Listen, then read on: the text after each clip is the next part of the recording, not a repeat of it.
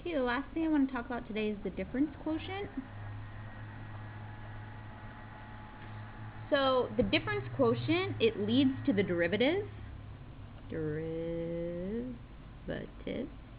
which you can find in calculus.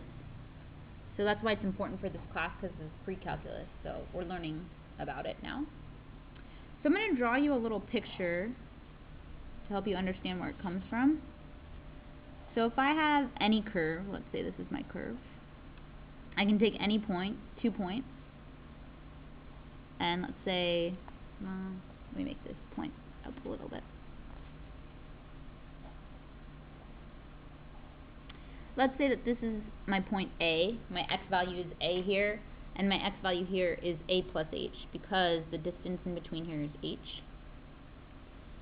Then over here, my y value would be f of A for this, because remember f of x is the same, so the x value here is A. And the x value over here is A plus H, so my y value is f of A plus H. Now the whole point in the difference quotient is to find the slope between 2 points, any 2 points on the curve. So slope we know is the difference in the y's over the difference in the x's, so y2 minus y1 over x2 minus x1. And in this case, if we take this as our x2, y2, and this is our x1, y1, we have our y value here. Our y2 value is f of A plus H, minus our y1 value is f of A, divided by our x2 value is A plus H, minus our x1 value is A, and that gives us f of A plus H minus f of A over A plus H minus A, which gives us H. And this thing is our difference quotient. So what it does is it finds the slope in between these 2 points. But it generalizes it so we could put any 2 points on that curve. So how would this be used? Our example would say, find the difference quotient, which I'll just write as DQ,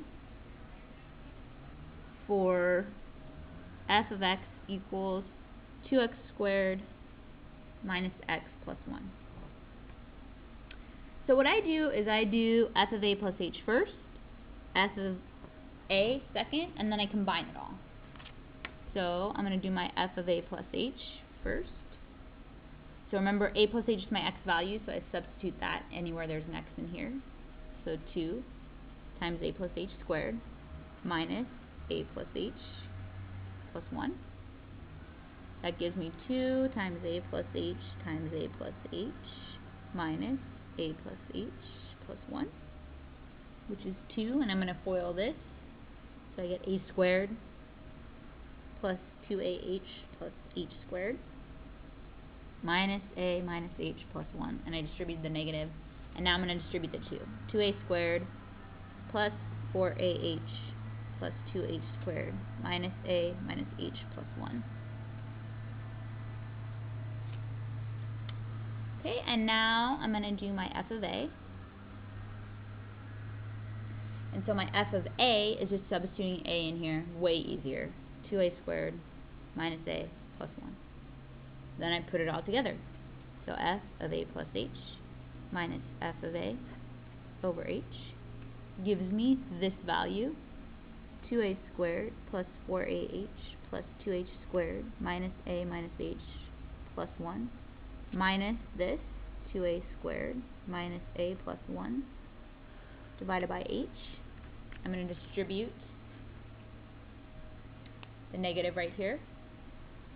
So I get 2A squared plus 4AH plus 2H squared minus A minus H plus 1 minus 2A squared plus A minus 1 divided by h. Now, generally speaking, everything that does not have an h in it cancels out. So if you don't have that, you know you did something wrong. So like 2a squared, that cancels. Negative a, that cancels. Negative 1, 1, that cancels. So I'm left with just things with h in it.